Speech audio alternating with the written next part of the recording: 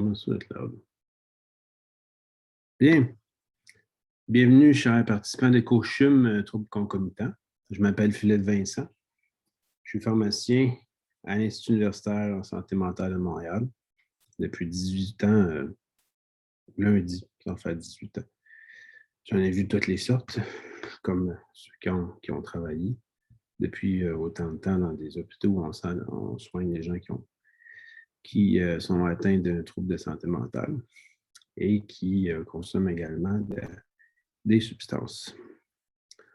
On me demande depuis plusieurs années d'enseigner la psychopharmacologie de manière illustrée, parce que ça se porte bien en virtuel, parce que COCHUM, bien avant la pandémie, a toujours été virtuel. Content de voir que ça fonctionne encore pour vous autres.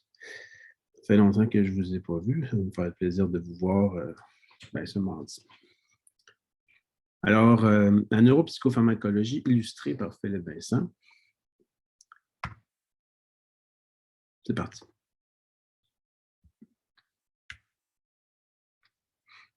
J'ai des conflits d'intérêts potentiels parce que j'ai reçu des honoraires de compagnies pharmaceutiques dans les 10 dernières années. J'en reçois un petit peu à chaque année pour donner une conférence ou deux, des fois 3. Et puis, je parle la plupart du temps au moins un petit peu de leurs produits, mais je parle de beaucoup d'autres choses aussi. Puis, je donne toujours mon opinion, franchement. C'est pour ça qui m'engage. Et puis, des fois, je reçois aussi des subventions de recherche. Ma dernière de Janssen. Mais des petits montants pour faire des petits projets. Pas comparé à ce qu'on peut recevoir d'une fondation. Là. Mes plus gros fonds viennent de fondations. Bref, je travaille plus pour le public et pour mes patients que pour l'industrie. L'industrie, une petite partie de mon travail sur mon temps. Alors, ceci étant dit, commençons la partie fun. Je veux que vous puissiez, à la fin de cette conférence, identifier les altérations neurochimiques des principaux troubles de la santé mentale.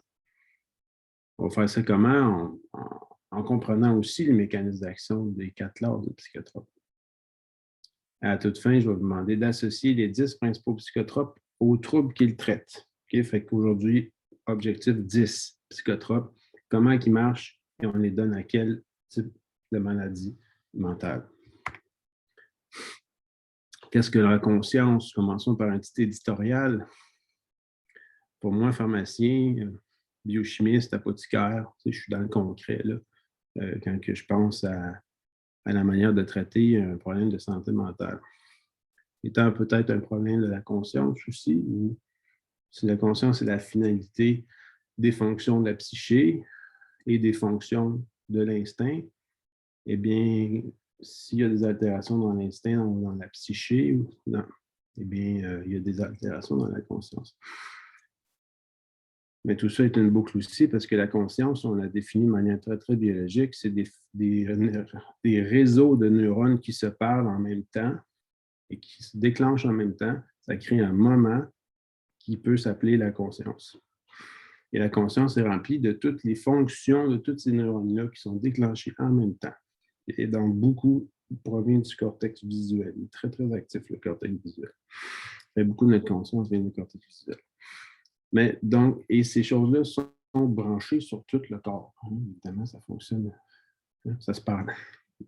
Donc, il est possible que ta conscience puisse contenir des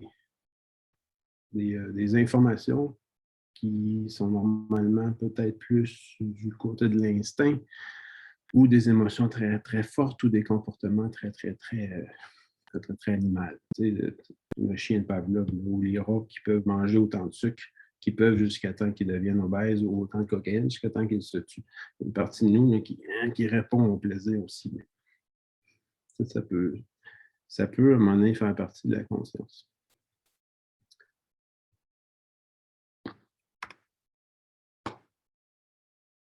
Et sachant ceci, est-ce qu'il est possible qu'un trouble de santé mentale ait la conscience? J'ai dit mon opinion. Demandez-vous-le aussi. Est-ce que c'est la conscience qui a été? Ouais. Est-ce qu'un médicament pourrait rétablir la conscience? Et si oui, comment? Ben, en resynchronisant les neurones ensemble, et je vais vous expliquer comment. Parlons d'abord de dépression. On ne peut pas parler de dépression si on ne parle pas de monoamine. À gauche, la sérotonine. À droite, en haut, la dopamine. Et en dessous, la noradrénaline qui diverge seulement par le OH dans le milieu. Okay, donc, la noradrénaline et la dopamine divergent seulement par un atome d'oxygène et un proton. C'est la seule différence. Ils sont très semblables. Et la sérotonine, ça ressemble aussi si on fermait le cycle. Okay. Si on enlevait le cycle, ça serait pareil. Okay, le NH qui est là, il fait qu'il y a un carbone, un azote de plus que la dopamine. Il y a le cycle qui est fermé. Ça, c'est les monoamines. Et la dépression, on peut la définir ainsi pour nous aider à préciser nos choix d'antidépresseurs. C'est qu'il y a plus d'affects désagréables chez les personnes qui souffrent de dépression dans leur conscience. Et ces affects-là viennent de régions du cerveau qui sont innervées surtout par des neurones noradrénergiques et sérotoninergiques. Okay?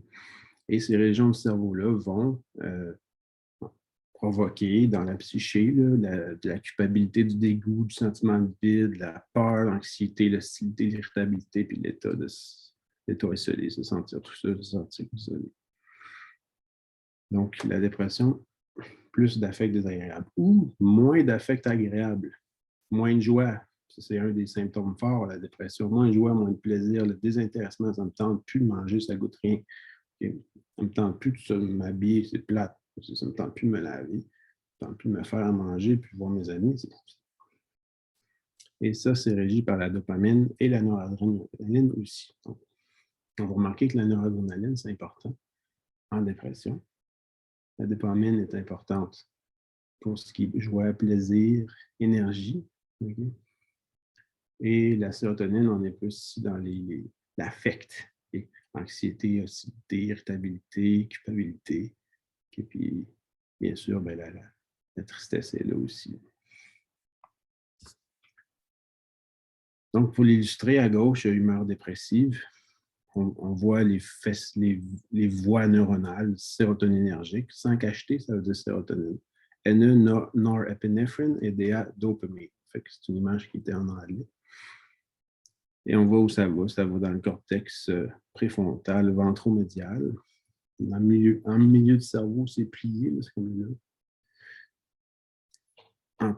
Et puis, c'est là où sont les neurones qui créent l'humeur positive, mais aussi dépressive. Ici, on a le cortex préfrontal qui est illuminé de dopamine et de norépinéphrine. Mais il n'y a pas de sérotonine. Fait que ce symptôme-là, si j'ai un médicament qui booste la sérotonine, ça ne fera rien. On a déjà un indice. Mécanisme d'action maintenant. Antidépresseur. Ben, j'espère que vous voyez ma souris. Je vais la pointer quand même. Moi, ça va m'aider à expliquer, mais j'espère que ça l'enregistre la souris. Voici un synapse. Okay. Les dendrites ici. Le bouton synaptique ici. Et ça, c'est présynaptique. Et tout à droite, c'est une dendrite d'un autre neurone avec tous ses récepteurs à la surface. Les petits i jaunes, c'est de la sérotonine. Et les espèces de fantômes ici qui brisent les choses, c'est des enzymes. Okay? Puis ça, ce petit fantôme-là, ici, on dirait qu'il pompe là, quelque chose. Il pompe. Ça fait que c'est la pompe de recapture de sérotonine.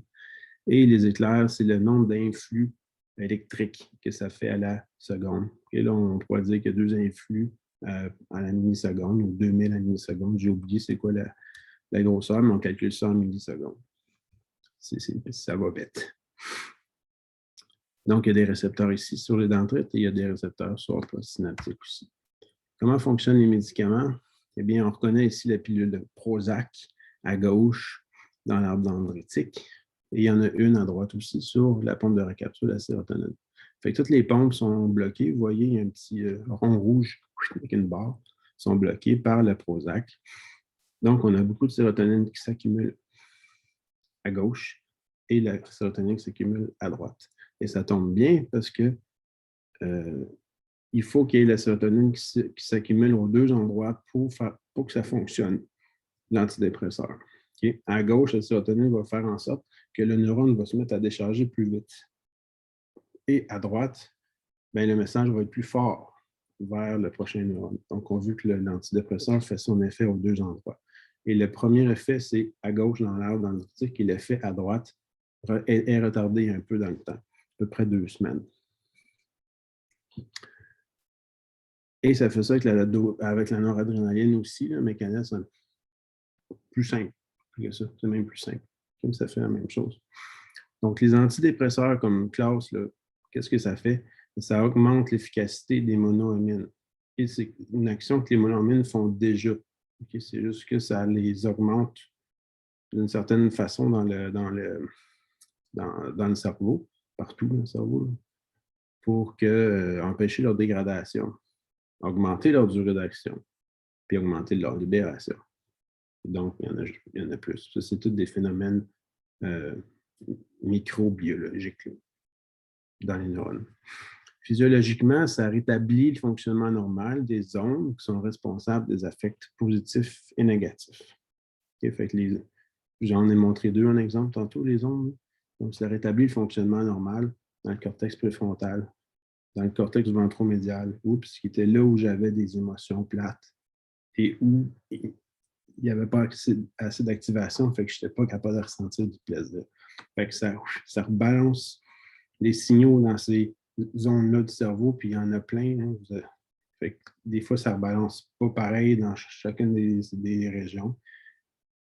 C'est aléatoire, on ne peut pas savoir comment, pourquoi, c'est ça. Et des fois, ben, ça rebalance tout, puis tant mieux. Ça a des effets négatifs aussi, des nausées, des maux de tête, des changements dans le sommeil, dans l'appétit et des troubles sexuels. Ça, c'est des effets de la sérotonine surtout qui font tout ça. C'est pas dangereux. Il n'y a rien de tout ça qui est dangereux. En cas de surdose, de tentative de suicide, ça peut devenir... ça peut provoquer des hospitalisations. Il y a des véritables décès là, avec la sérotonine, le fameux syndrome sérotoninage. Des véritables décès, là, on n'en voit pas. Pas vraiment. C'est très rare. Mais la maladie bipolaire maintenant. D'autres, c'est les mêmes zones du cerveau qui sont impliquées dans la maladie affective bipolaire, sauf qu'on remarque sérotonine, noradrénaline et dopamine sont tous les 3 responsables de plusieurs régions du cerveau, tout en même temps, qui vont juste tout trop vite pour créer les symptômes de la maladie affective bipolaire. Et donc, qui crée la pression du discours, effet des idées, prise de risque, la grandiosité. Et tout ça, ben, ça fait en sorte qu'on ne peut pas individualiser les traitements. Okay. Mais ce n'est pas nécessaire parce que les médicaments qu'on donne ralentissent toutes les cellules du cerveau, mais surtout les cellules glutamatergiques qui sont celles du cortex. Ce n'est pas celle de l'instinct, ce n'est pas celle des affects non plus, c'est vraiment plus dans le cortex que ça se passe, puis tant mieux parce que c'est là que la manie est un petit peu là, dans le cortex. Et ici, c'est la cible des médicaments, c'est zoomé beaucoup. Ici, on a un neurone à droite, en bleu. Ça, c'est la zone de fusion électrochimique. Okay? Donc, le message chimique qui provient des boutons dendritiques est transformé électriquement ici, puis là, il part. Pow! Et électriquement, ici, il y a des petits changements voltaïques okay, qui font rentrer du sodium. Et le sodium fait un micro-changement voltaïque qui fait rentrer le prochain sodium, et c'est même que le signal traverse l'axone. Puis là, on a des médicaments qui vont se fixer sur ces récepteurs-là, sur ces pompes-là. Non, ce n'est pas des pompes, excusez, c'est des canaux, il n'y a rien qui pompe. Fait que ça ouvre puis ça passe. Comme une passoire. C'est des canaux. Il n'y a pas d'enzyme impliquée. Ça ouvre, puis les ions ils passent d'un bord ou de l'autre, puis des fois, ils s'échangent électriquement dans le même canal. Puis il y en a qui vont dans un sens de la cellule, puis il y en a qui vont dans l'autre sens de la cellule. Il y a toujours un côté qui est gratuit. juste électriquement, ça bouge. Puis il y a un côté qui n'est pas gratuit. Il faut que la cellule emmène de l'énergie pour faire bouger ces enzymes. C'est magnifique, n'est-ce pas? C'est magnifique. Et on a des médicaments qui vont se fixer dans ces canaux-là, qui est pour d'abord réduire la propagation d'un influx électrique pendant une convulsion. Et ça sert dans le traitement de l'épilepsie. Vous me suivez? Okay. Fait que ce type de médicament-là, ça peut servir aussi pour la maladie bipolaire parce que ça ralentit toutes les neurones. Ça les stabilise. Mais ça ne peut pas ralentir au-delà d'un certain niveau parce que la beauté de ces médicaments-là, c'est qu'ils se fixent dans le canal, mais ils font juste ils ralentissent. Excusez, comment dire ça? Ils font juste ralentir son action, puis ils peuvent peser sur le break, mais c'est comme s'il y avait un bloc en dessous du break. Et ils ne peuvent pas freiner au complet. Okay? On dit qu'ils dépendent de l'ouverture. Fait qu'il y en a qui se mettent, quand le canal est ouvert puis que les ions y rentrent, le médicament peut rentrer aussi puis se fixer. Mais aussitôt que le canal réouvre, le médicament est éjecté. Mais il peut revenir, là, mais il est traité comme un ion. Donc, tant qu'il y a des ions qui vont rentrer, qui vont vouloir rentrer, ça va fonctionner pareil. C'est quand même spécial. C'est quand même spécial. Et ça, ben, ça freine tous les neurones qui signalent en même temps, qui déclenchent en même temps, qui créent soit la convulsion, parce qu'on a une altération de l'état de conscience, parce qu'on a un paquet de choses qui déclenchent en même temps. Wow, les personnes perdent conscience, justement, tombent en terre. Il n'y a plus rien qui marche parce qu'il n'y a plus rien de synchronisé. Rien. Rien, parce que ça part partout autour des sens. Perte de conscience. C'est ça, l'éclipse. Et puis, ben, la manie, c'est ça, mais à un plus petit degré, puis juste dans certaines zones du cerveau qui sont organisées. Ça nous crée des symptômes. Ou pas. Ça crée la désorganisation aussi si ça vient trop fort. Donc, c'est pour ça qu'on donne des médicaments qui ralentissent tout. Tout. En texte, le voici. Bon. Je connais tellement la conférence que je dis mes diapos avant. Alors, au risque de me répéter, on va au point 3. Donc, ce que ça va faire en manie, c'est que ça normalise les messagers intracellulaires aussi. Ça, c'est le lithium. J'ai parlé du valproate surtout, des anticonvulsivants, mais là, le lithium, c'est différent. Lui, il rentre dans les cellules. Et puis, il crée un environnement électrochimique qui donne une certaine vitesse aux enzymes. Les enzymes qui n'étaient pas assez bien chargées électriquement le deviennent, plus se mettent à fonctionner. Puis ceux qui étaient trop bien chargés, trop nourris en ATP, là, en énergie, en phosphate, en phosphore, ben là, eux autres, ils donnent aux autres, genre, ils donnent leur phosphore, fait que ça stabilise tout. Fait que donc, c'est fascinant que ça fonctionne chez quelqu'un qui est maniaque, tout va trop vite, et chez quelqu'un qui est déprimé, tout est ralenti. Le même ion du lithium, on donne ça, on met ça dans ton cerveau. Les enzymes se reparlent, se partagent leur énergie. Ils fonctionnent tous dans le même sens. C'est fantastique, ça et tout. Et cliniquement, eh bien, ça prend 1 à 2 semaines à fonctionner. Ça normalise les affects sur 2 à 8 semaines. Puis il faut continuer les médicaments toujours pour prévenir les rechutes. Les changements neurochimiques que ça fait dans le cerveau, s'ils ont été bénéfiques à court terme, ils vont l'être à long terme. Les personnes qui souffrent d'un problème de santé mentale, il faut qu'ils prennent leurs médicaments au moins 1 an. Au moins 1 an, le temps de vieillir avec là, un petit peu. Pour voir ce que ça fait sur l'orientation de ta vie, pas juste sur ton quotidien. Si on revient au stabilisateur lumière, il y a des effets négatifs ici, nausées, maux de tête, fatigue, sédation, troubles de la coordination, des troubles cognitifs. Vous voyez, puis si on en donne beaucoup, là, on peut causer le coma, on peut causer des troubles du mouvement, on peut causer des gros vomissements, des myoclonies. Donc, c'est plus toxique, là. Les stabilisateurs lumière, le lithium surtout. peut causer des gros problèmes neurologiques et des problèmes rénaux en intoxication. C'est des mécanismes d'action qui sont dangereux quand même. Ils ont un potentiel de poison. La schizophrénie, on devient très, très précis ici dans la pharmacologie. Un seul mécanisme d'action, vous allez voir, c'est d'une simplicité inouïe, mais anatomiquement, c'est là que c'est très, très précis. C'est ça qui est intéressant.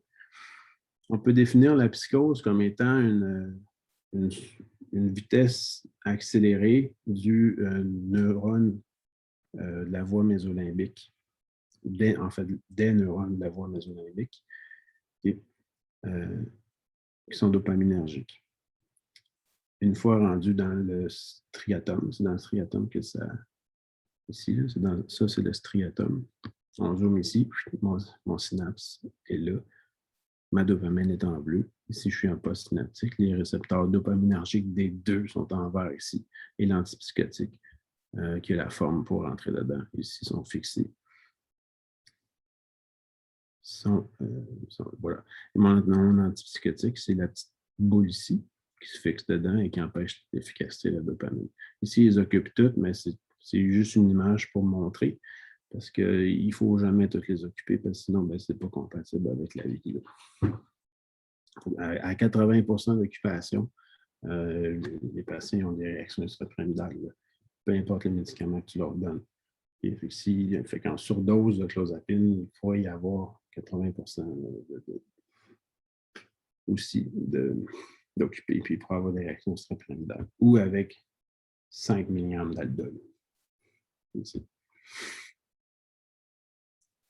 Et c'est en bloquant le récepteur D2 qu'on traite la psychose. C'est aussi simple que ça. Il n'y a aucun médicament qui traite la psychose qui ne bloque pas le récepteur D2. Et il n'y a aucun... et c'est ça. Je le dire à l'envers. Il n'y a aucun médicament qui traite la psychose qui ne bloque pas le récepteur D2. Puis, dans tous nos antipsychotiques commercialisés pour la schizophrénie, il y en a. Ils bloquent tous le récepteur D2. C'est la seule façon de faire. C'est la façon de faire. Mais en bloquant le récepteur D2, on s'amène dans le circuit moteur qui fonctionne avec la dopamine beaucoup, dans les noyaux gris centraux. Il y a plein d'interactions dans les noyaux gris centraux pour action, réaction, action, réaction. Puis ça devient très, très précis. Et puis, c'est ça qui permet les petits mouvements, comme écrire. Ces micro-mouvements-là, c'est tout créé dans cette... C'est tout, la coordination est toute créée là, entre autres. On cervelet aussi beaucoup. Et puis là, on amène un médicament qui va bloquer la voie négrostriée, qui est une des entrées là, vers la voie moteur. Donc là, on sacré les gens peuvent être figés ou ça, c'est extrême, mais souvent, c'est juste c'est lent à bouger. Là. Cliniquement, là, ils sont lents à bouger, puis ils peuvent avoir une difficulté même des pieds et le bras. L'antipsychotique fatigue aussi, cause des troubles de coordination, des troubles cognitifs aussi. La dopamine est très impliquée dans le cortex également. On a des problèmes de sécurité aussi avec les antipsychotiques. Il y en a plusieurs là, qu'il faut un monitoring serré là, des infirmiers, pas des personnel infirmier, personnel médical, le personnel des pharmacies. Les stabilisateurs de l'humeur aussi. Les antidépresseurs, moins. Les antidépresseurs, c'est plus facile à donner. Le pharmacien communautaire peut bien gérer tout ça. Mais sinon, il faut un laboratoire de prise de sang pour d'autres types de médicaments. Les troubles anxieux, c'est les mêmes cibles que les médicaments pour la dépression. Sauf que là, ils sont hyperactifs. Mais voilà. On les voit ici, c'est le plus intéressant, c'est celui-là, RAFE, qui est un neurone noradrénergique, sérotoninergique, qui s'en va dans l'amygdale. Et l'amygdale, ici, il reçoit des projections qui sont glutamatergiques de plusieurs zones du cerveau. Et non, c'est celle-là qui est glutamatergique. Les autres sont d'autres types de neurotransmetteurs, mais c'est celle-là qui nous intéresse. Et ça, c'est toutes les fonctions de la peur sont là, sont activées par exemple. Ça ici, c'est le noyau parabrachial sert à faire respirer plus fort puis battre le cœur plus vite, entre autres. Et ce qu'on veut faire, c'est activer la sérotonine. Donc, on va donner aussi un antidépresseur, c'est la même chose. Les benzodiazépines, maintenant. Lien entre drogue et médicaments. Oui. L'alcool fonctionne un peu de la même façon que les benzodiazépines, c'est-à-dire, si on se concentre juste sur l'image à droite, on a un canal ici, un canal qui est gratuit. Quand il ouvre, c'est le chlore qui rentre dans la cellule. Le chlore, parce qu'il n'y a pas beaucoup de chlore en cellule. Fait que quand lui ouvre, le chlore rentre dans la cellule et ça dépolarise la cellule. Et elle devient moins excitée, moins excitable. Tantôt, le sodium, il rentre, ça excite. Le chlore, qui est drôle, qui est son penchant, hein, NaCl, lui, il calme. C'est magique que la vie ait séparé ces deux affaires-là, puis s'en soit servi avec un sel, se servent de l'attirance qu'ils ont les deux pour créer de l'énergie à travers une part de cellules. C'est magique. Et puis, c'est une cible de médicaments. C'est une cible de drogue aussi. Et c'est le GABA qui active ce canal-là ici. Okay? C'est un canal, il est ouvert, il est gratuit, sauf qu'il faut un neurotransmetteur qui se fixe dessus pour l'ouvrir. Okay? Fait que c'est comme une commande. Quand un neurone envoie un neurotransmetteur qui s'appelle le GABA sur son voisin et que ça se fixe dessus, son voisin va se dépolariser. C'est magique. Donc, si on prend une benzodiazépine, on voit le petit cercle vert ici, ça se fixe là. Ou si on prend un barbiturique, comme du phénylbarbital, ça se fixe là. Et le GABA se fixe là quand même, malgré qu'il y ait un médicament collé là, chimiquement. Mais ce qu'ils font, ces deux médicaments-là, c'est qu'ils gardent le canal ouvert plus longtemps et ils le rendent plus facilement stimulable. Et fait que le GABA est plus attiré par son site d'action aussi, fait qu'il se fixe plus longtemps. Et voilà. Fait que le neurone est très dépolarisé, au point où ça crée de la fatigue, l'endormissement, le coma, la mort. On peut mourir avec ces drogues-là. Avec l'alcool, avec les benzodiazépines, le phénylbarbital, on peut en prendre assez là, pour se tuer. Là. C'est pas drôle. À cause de son mécanisme d'action, vous comprenez. Ouais. Mais cliniquement, si on en donne juste assez, ça crée une sédation qui est désirée. Si quand quelqu'un est à l'urgence, il est chuté, ça diminue l'anxiété, ça sert dans l'anesthésie, ça diminue le seuil de convulsion aussi, ça traite les convulsions. Si on donne intraveineux, ça traite les convulsions. Les effets négatifs, je les ai déjà un petit peu dit. OK, le test final. Je n'ai nommé aucun médicament jusqu'à maintenant, mais les voici. J'ai des antidépresseurs, Celexa, Effexor et Zoloft, des stabilisateurs de l'humeur, l'Epival et le lithium, des antipsychotiques, le Risperdal, le Zyprexa, le Seroquel, et 2 benzodiazépines, l'Ativan et le Rivotril. Quelles classes de psychotropes peuvent traiter la dépression? Répondez-vous dans votre tête maintenant. Okay. Quelle classe peut traiter les troubles anxieux? Classe 1, 2, 3 ou 4? Moi, je dis au moins 1, on l'a dit. Et il y en a-t-il d'autres? La maladie bipolaire, c'est 2. Schizophrénie, 3. Trouble du sommeil, 4. Félicitations si vous savez, si vous les avez trouvés. Je pense que je suis allé un petit peu vite même. Mais tiens, le défi, c'est la prochaine diapo. C'est des réponses qui n'étaient pas dans ma présentation, mais que vous avez peut-être deviné dans votre pratique. Quel de vos patients qui souffrent de dépression prenait un antidépresseur, mais des fois, ils prennent un autre type de médicament. Et c'est les antipsychotiques. Ça les aide aussi. Puis des fois même, on donne du lithium aux gens qui souffrent de dépression. Troubles anxieux 1, 3 et 4. Oui, le Seroquel a des propriétés antidépressives et anxiolytiques. Il y a l'indication officielle aux États-Unis pour traiter les troubles anxieux. Maladie bipolaire 1, 2, 3. Comment ça, des antidépresseurs en maladie bipolaire? Il me semble qu'il ne faut pas en donner. Oui, on peut, dans certaines circonstances. Maladie bipolaire de type 2, on est plus susceptible d'en donner. Et moins ceux qui font toujours une dépression mixte, on n'aime mieux pas en donner. La schizophrénie, ça reste 3. J'ai assez dit que c'est le récepteur des 2 et des 2 seulement. Et le trouble du sommeil 1, 3, 4. On a tendance à donner en fait des molécules qui sont antihistaminiques.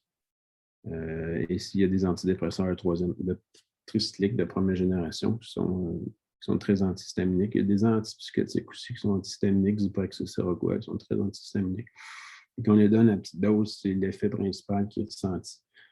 Par la personne, l'effet des deux n'est pas vraiment important quand on reste à des doses faibles de Zyprexa 2.5, Seroquel jusqu'à 300. On ne ressent pas un effet antidopaminergique très fort. Fait que ça peut servir pour les troubles du sommeil. Mais ce n'est pas très bien étudié par contre. Alors voilà, c'est terminé. Cette capsule illustrée pour la pharmacologie, puis très en image pour ce qui est le traitement de la phénoménologie. Merci de m'avoir écouté. Bye!